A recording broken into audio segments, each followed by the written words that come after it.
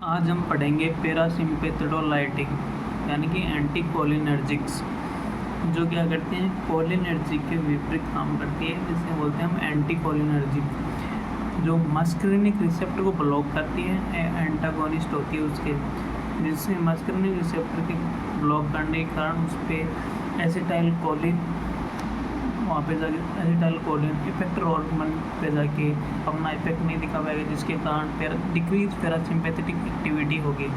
Decrease parasympathetic activity on decrease action of acetylcholine, block action of acetylcholine on the autonomic effector hormone where are exaggerated through muscarinic receptor.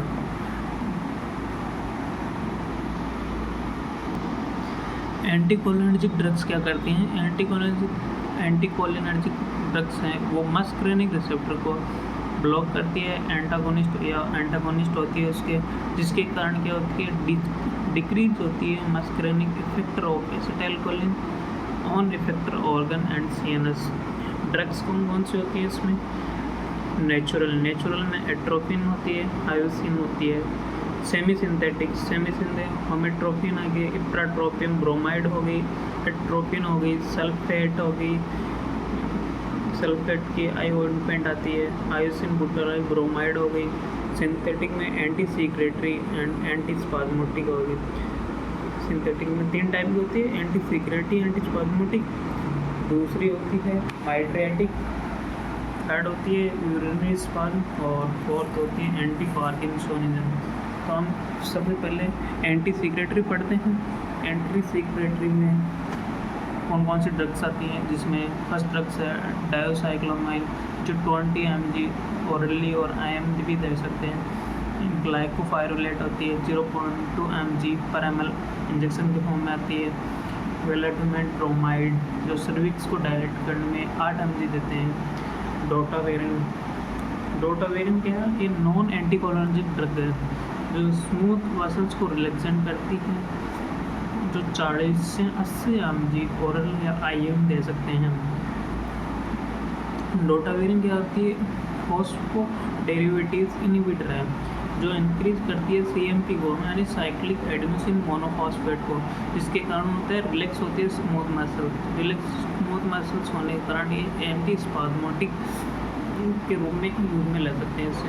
दूसरा माइट्रियाटिक्स में tropicamide आ गई और साइक्लोपेंटोलॉइड, जिसमें tropicamide 0.5 से 1% हाइड्रोप के अंदर आता है। साइक्लोपेंटोलॉइड 0.5 से 1% हाइड्रोप के अंदर, ये भी हाइड्रोप के अंदर आता है। यूरिनरी स्पाज्म में आती है फ्लॉक्जेट 20 mg टेबलेट का, 200 mg टेबलेट में आती है। दूसरी है ऑक्जिटिनिन 2.5 से 5 mg आती है। टोल्टेरिडिन 1 से 2 mg आती है। एंटी पार्किंसोनिज्म जिसमें आती है बेनहेक्सोल 2 mg पर टेबलेट आती है। Central anti. अब फार्माकोलॉजिकल इफेक्ट देखते हैं ऑफ एट्रोपिन का या एंटीकोलिनर्जिक इफेक्ट देखते हैं। सबसे पहले ये CNS में क्या करती हैं? स्टिमुलेट करती है वेगल्स को, रेस्पिरेटरी को एंड वेजोमीटर को। सीवियस में टैकीकार्डिया रहती है। आई के अंदर माइग्रेसिस एंड साइक्लोप्लेजिया करवाती है। स्मूथ मसल्स को रिलैक्स करवाती है, जिससे ब्रोंकाई में ब्रोंकोडाइलेशन होता है। गट एंड ब्लैडर के अंदर एक आती है डिफिकल्टी मिक्चुरेशन एंड डिफिकेशन करवाता है। ग्लैंड के अंदर क्या होता है? डिक्रीज सीक्रेशन करवाता है, जैसे सलाइवा, डिक्रीज सलाइवा करवाती है।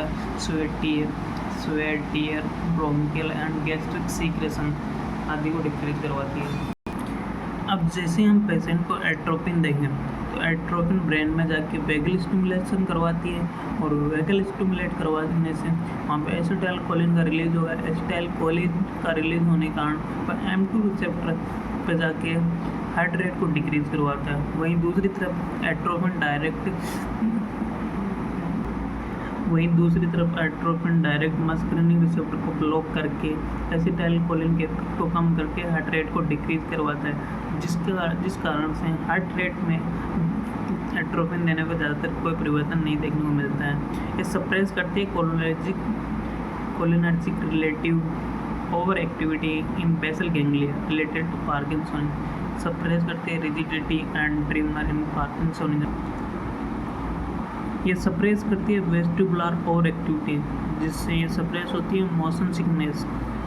एट्रोपिन आई के अंदर क्या करती है, एक तो सर्कुलर मसल पे करती है, एक सिलरी मसल पे। इस सिलरी मसल्स में रिलैक्स करती है सिलरी मसल्स को, जिसके कारण साइक्लोप्लेजिया होता है। साइक्लोप्लेजिया होने के कारण ब्लरिंग ऑफ नियर विजन देखने को मिलता है, जबकि सर्कुलर मसल को रिलैक्स करने के कारण ये माइड्रेसिस होती है, और माइड्रेसिस के कारण इसमें फोटोफोबिया देखने को मिलता है शख्स के अंदर। हम एक नोट देखते हैं, नोट में क्या पीपल साइज देखते हैं। अमाउंट ऑफ लाइट पे डिपेंड करता है पीपल की साइज़, जिसमें देखने फर्स्ट डिम लाइट होती है। डिम लाइट में क्या होता है कि पीपल डायलेट होता है, वो किसकी वजह से, सिंपैथेटिक की वजह से कारण होता है। और जबकि शार्प लाइट आने पर पीपल्स कॉन्स्ट्रिक्शन होता है, कॉन्स्ट्रिक्शन पैरासिम्पैथेटिक एक्टिविटी के कारण होता है, जो कॉन्ट्रैक्शन ऑफ सिलरी मसल्स के कारण होता है। जबकि सिंपैथेटिक एक्टिविटी होने के कारण कॉन्ट्रैक्शन रेडियल मसल्स होने के कारण आइरिस डायलेट होते हैं, डायलेट होता है। सिलरी मसल्स क्या है, एडजस्ट ऑफ फोकस लेंथ, जो कॉन्ट्रैक्ट होने के कारण नियर विजन में देखने में काम आता है, जबकि रिलैक्स होने के कारण फार विजन देखने में काम आता है। एट्रोपिन का हम 0.6 से 2 mg IM या IV दे सकते हैं। 1% हाइड्रोप के अंदर भी आती है एट्रोपिन सब्स्टिट्यूट में इप्राट्रोपियम ब्रोमाइड 40 से 80 माइक्रोग्राम इनहेलेशन फॉर्म में होती है, जिसे हम MDA या रेस्पुल फॉर्म में भी ले सकते हैं। MDA एक्टिव फॉर्म में आती है, जबकि रेस्पुल्स पैसिव में, जैसे नेबुलाइजेशन वगैरह करवा के हम दे सकते हैं पेशेंट को। इप्राट्रोपियम ब्रोमाइड ये क्या करती है, M3 एंटागोनिस्ट यानी मस्करिनिक रिसेप्टर 3 है, उसके एंटागोनिस्ट होने का कारण ये इनहेलेशन रूट से देने के कारण ये रिलैक्स करती है ब्रोंकियल स्मूथ मसल्स को, और रिलैक्स ब्रोंकियल स्मूथ मसल्स को करने के कारण ये ब्रोंकियो डायलेशन करती है, जिसके कारण हम इसका use bronchodilator and bronchial asthma में यूज में ले सकते हैं इप्राट्रोपियम ब्रोमाइड को। बाद में सेकेंड ड्रग्स पढ़ते हैं हम, एंटी सेक्रेटरी एंड एंटी स्पाज्मेटिक, जिसमें हायोसिन आती है, हायोसिन बुटार ब्रोमाइड।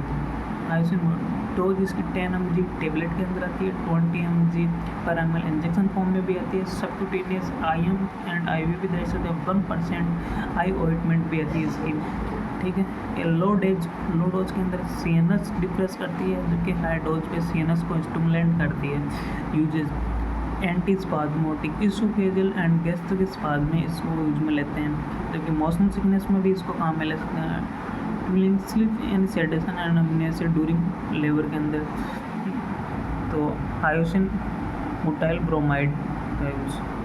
अब हम डाइसाइक्लोमाइन पढ़ेंगे। डाइसाइक्लोमाइन 10 to 20 mg टेबलेट में आती है, 20 mg पर 12 ml इंजेक्शन फॉर्म में भी आती है। ओनली IM रूट से दे सकते हैं डाइसाइक्लोमाइन को। यूजिंग एंटी स्पाज्मेटिक, ये renal colic pain and gastric colic pain में यूज में ले सकते हैं।